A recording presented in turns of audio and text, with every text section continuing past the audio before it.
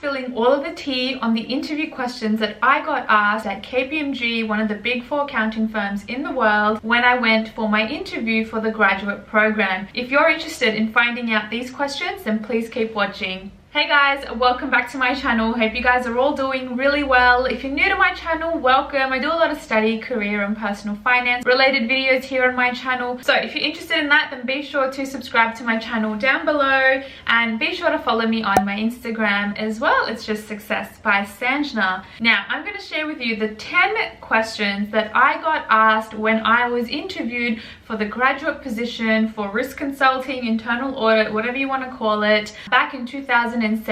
So just to give you guys a little bit of context as to who I am and, why am I doing these videos? As part of the recruitment process for the job, I obviously had to have a final face-to-face interview, and I want to share with you all of the interview questions that I got asked. So if you go to your Big 4 interview, you have some, vague idea as to what they may ask you. Of course, these questions may not always be the same all over the world, but I feel like they provide a very sort of holistic view, holistic approach, and you can pick and choose from these questions and expand on them as you like. So let's get started. I'm not going to ramble on too much here because I tend to do that on my channel, as you guys have told me. So let's start off with the first interview question that I got asked, and that was, tell me a little bit about yourself. Now, we all know that this question is always asked. It's always like a good icebreaker. It's a way for the interviewer to know a little bit more about you and how you really answer this question. So basically how I answered this question was to obviously introduce myself, talk a little bit about my study, what I do at uni, what I'm studying, when do I anticipate to finish, talk about my work and what I do for work, and then briefly talk about some of my hobbies. These hobbies could be something, potentially related to the work that you'll be doing. If it doesn't relate, then that's also okay as well. So that was the first question that I got asked. Moving on to the second question. Now, the second question that I got asked was, what can you tell us about the role that you've applied for? Do you have any idea what you'll be potentially getting yourself into? So I think this is a very good question because employers like to see that you're not just, blindly applying for jobs in all different areas or all different sectors. They want to know that you're actually genuinely interested, that you're actually keen on getting a job within this field and being hired to work as a risk manager or a risk consultant, graduate, whatever it is. They like to see that you've sort of niched down and you know why you're there and really what the job entails. I think this is very important to know and do your research beforehand because you want to know everything about this job. Obviously, you're not going to know everything, but you can try your best to know everything. Obviously, the interview is a great way for you to ask questions to the interviewer as well, because I think it should never be just a one-sided sort of approach. It should always be a free-flowing conversation between the two of you. So yeah, definitely do your research before you go into the interview because you don't want to not know what you've applied for and what the job sort of entails. The third question that I got asked was, what really intrigued me about this job? Like, why did I apply and why internal audit or risk consulting? So I think this is another great question. The interviewer will then get a good idea or gauge, how interested, how keen you are as well. So you can just share a little story with them as to why you wanted to apply. Question number 4 is, what relevant experience can you bring from your past role into this new role? I think this is definitely one of the most asked questions.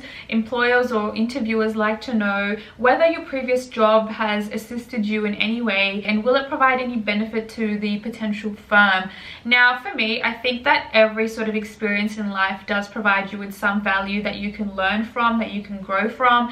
And I think, yeah, for this answer, you shouldn't have nothing there. You should definitely have something that you've learned and you've taken on from that previous role, which you can then implement in your new role. So think about those skills. They could be anything like organizational skills, critical thinking, etc. So this is definitely a great question. Question number 5 was, can you tell me a time where you had to deal with a difficult client? Now, I don't know about you guys, but this question I feel like has been asked so many times. It's so popular. It is just insane the number of times I've had this question asked to myself in all of my previous jobs as well. So definitely make sure you are prepared when going in for the interview. Make sure you have an idea as to what you're going to say and give an example, and do follow that STAR sort of approach, you know, the situation, task, the actions and the result. So definitely follow that method and you'll be good to go. Question number 6 is, can you tell me a time where you implemented or initiated something, or, you know, raised an opinion about a certain thing at work? I think this is a great way for your employer or your interviewer to know whether you're just a person that sort of rides the wave. Like, are you the type of person that will actually take ownership, actually, you know, take responsibility, accountability, and want to make a change in the workplace? I feel like this is definitely a very important question, just because it will really give the employer a sense of who you are and what type of person you are. They don't want people to be always, you know, taking the back seat. They want people that are go-getters. They want someone that's actually taking, you know, the next steps and taking actions and being proactive. So definitely have an answer prepared for this one. Number 7. So my employer or my interviewer did ask me, having a look at my transcript. Now, I haven't really talked much about this on my channel before, but I will do a video on this later on as to how I performed at uni. But the interviewer was like, you know, having a look at your transcript, we can see that you are a very average sort of performer. And maybe even below average. So can you explain this? Now, I obviously had a very valid reason for this. And look, if that's the case for you as well, I encourage you, and I want to stress to you that make sure you've got an actual answer for this, because fluffing around is not going to get you anywhere. If you have low scores or a low GPA and you need to justify it, make sure you've got adequate reasoning behind it. So for me, I had that I was working full-time, like obviously all the time, and that's one of the reasons which impacted my studies. And I just felt that, you know, practical experience was more valuable than theoretical knowledge as a whole, and I explained that to the employer as well. Not only that, but I did actually have hobbies as well that I used to do on the side. So my time was not only, you know, focused on studies, there were a few other things going on in my life which I did have to focus on as well. So for me to balance all of that, that's the result of my studies and the scores that I got. And I'm totally fine with that, because if I didn't take those chances, I wouldn't have been here today. I'm not the type of person to sit there and always just focus on my studies, my grades, and getting, you know, distinctions all the time. I think it's very important to have a balanced sort of approach. Otherwise, yeah, you're going to fail in multiple different departments if you're not good at everything. Number 8 was obviously leading on from the previous question. They asked me,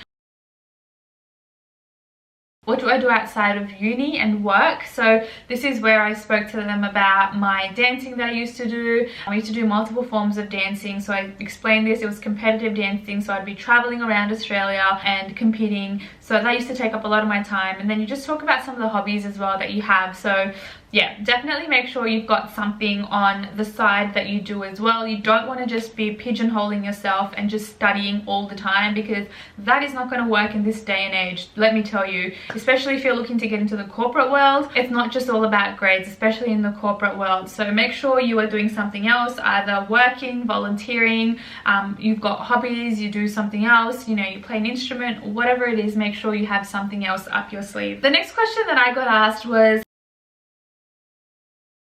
have I applied elsewhere, and why Kpmg? So I think in this sort of situation, I think the best thing to do is to be honest as possible, because the truth is, yes, you have applied elsewhere. Why would you just apply to one firm and put all your eggs in one basket? Like, that's stupid. Because you are sort of limiting yourself and limiting your chances for opportunities and success. So let them know that. Be honest, don't lie about that. And why Kpmg? Well, as I just said, you're trying everything out there, and maybe you can talk about, you know, some things that you've heard about these firms or Kpmg or whatever it is. Maybe talk about maybe the work culture, the people, the environment, whatever it is, to show that you are genuinely interested in that firm as well. And the final question that I got asked in my graduate interview was,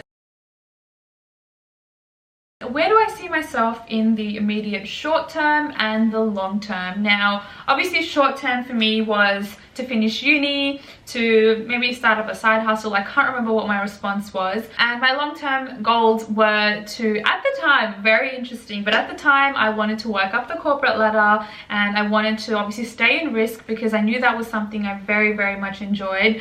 Even though I hadn't started the job, I just knew that, you know, risk was very interesting. It was that investigation type work, and that's basically what I said. So guys, these are all of the questions that I got asked at my Big 4 KPMG interview. This is a final stage interview with a director and a manager at the time. And yeah, after that interview, I noted down all of the questions that I had been asked because I knew it would come handy at some point in my life. And here it is. So I really hope you guys enjoyed this video. You found it useful, you found it helpful, and I hope you liked the new background because yeah, I tried to sort of change it up a little bit just to sort of change up the vibe, change up the scenery, because I'm always in my living room, which I think can get a little bit boring. So if you know me, then you know that I get bored very, very quickly. So I definitely wanted to change up the space, but do let me know about it in the comments section down below. That's it, guys. Do let me know if there's any questions that were different to mine that you got asked in your Big 4 interview. I'd love to know, and I'd love for everyone to sort of share this experience and share this knowledge with. So be sure to let me know. And that's it, guys. That's the end of today's video. Really hope you enjoyed it, and I will catch you guys in my next one. Thanks, guys.